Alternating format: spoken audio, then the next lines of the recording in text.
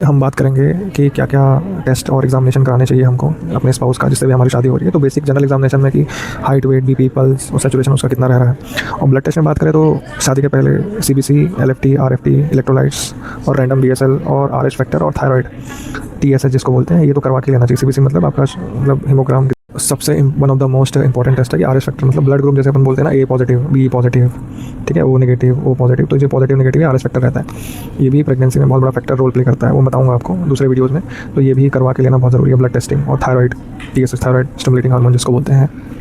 In addition to above जो भी HIV, hepatitis B, hepatitis C, VTR, alcohol, syphilis, history of past, history of tuberculosis है कि नहीं है, ये टेस्ट भी बहुत ज़रूरी है। क्योंकि अगर आपका स्पाउस हाई रिस्क बिहेवियर में आपको पता नहीं है, तो ये सब बेसिक टेस्ट आपको करवा के ही लेने चाहिए। अभी काफ़ी सारी बीमारियां जो होती हैं ना, वो हेरिडिटरी होती है। अभी आपका लव मैरिज है तो ठीक है, वो अच्छी बात है। बट कभी कभी अरेंज मैरिज जो मोस्ट ऑफ द होते हैं कि बुआ का लड़का लड़की से करा देते हैं, तो सेकंड डिग्री और थर्ड डिग्री रिलेटिव में जो रेसेसिव डिसीजेज होते हैं, जो मतलब डोमिनेंट नहीं रहते, उनके चांसेस बढ़ जाते हैं ना, और वो बहुत आगे जाके प्रॉब्लम्स करता है फिर शादी में।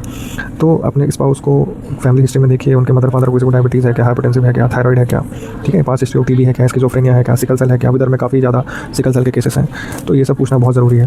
थैलेसीमिया है क्या, ब्लड का कोई भी अदर डिसऑर्डर है क्या, कोई भी फैमिली में, जैसे अभी मैं काफ़ी डिसीजेस का नाम लूँगा, ये सब डिसीजेस हैं, जैसे डचन मस्कुलर डिस्ट्रोफी हो गया, ऑस्टियोजेनेसिस इम्परफेक्टा हो गया, कॉन्ड्रोप्लेजिया हो गया, नूनाम सिंड्रोम हो गया, न्यूरोफाइब्रोमेटोसिस हो गया, ट्यूबरस स्क्लेरोसिस हो गया। ऐसे बहुत सारे जो डोमिनेंट डिसीजेस हैं, ये सब है। तो थोड़ा सा कॉशियस हो जाना चाहिए।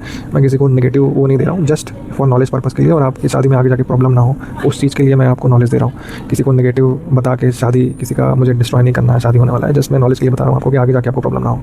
रिप्रोडक्टिव रिलेटेड जो ब्लड टेस्ट होते हैं, जैसे मेल्स का तो काफ़ी प्रिमिटिव सेक्सुअल रिप्रोडक्टिव सिस्टम है, मतलब काफ़ी प्रिमिटिव है, उतना एडवांस नहीं है। तो बेसिक अगर किसी को स्पाउस को टेस्ट कराना है आप, तो एक सोनोग्राफी और सीमेन एनालिसिस अगर इंडिकेटेड है, तो अगर आपको फुल प्रूफ श्योर होना है कि आपका स्पर्म काउंट अच्छा है कि नहीं। क्योंकि अगर आपका स्पाउस स्मोकिंग और ड्रिंकिंग करता है, तो काफ़ी हाई चांसेस होते हैं कि उनका स्पर्म काउंट लो रहेगा। फिर आगे जाके फिर इनफर्टिलिटी के कॉजेस में आ जाता है। इनफर्टिलिटी ना एक इंडिविजुअल का बीमारी नहीं है, ये कपल का होता है। अब जैसे बोलते हैं this couple is infertile, not this individual, उसमें फिर मेल और फीमेल फैक्टर आता है। तो इनफर्टिलिटी ऐसा किसी को बोलते नहीं कि लड़का इनफर्टाइल है, लड़की इनफर्टाइल है। अभी वही बात फीमेल्स की आती है अगर, तो बेसिकली एक बेसिक सोनोग्राफी पेट का, जिसको यूएसजी एब्डोपेल्विस बोलते हैं, तो उसमें जैसे पीसीओडी काफ़ी कॉमन है आजकल लड़कियों में, पॉलीसिस्टिक ओवेरियन डिसीज, तो उसमें वो डायग्नोस हो जाता है।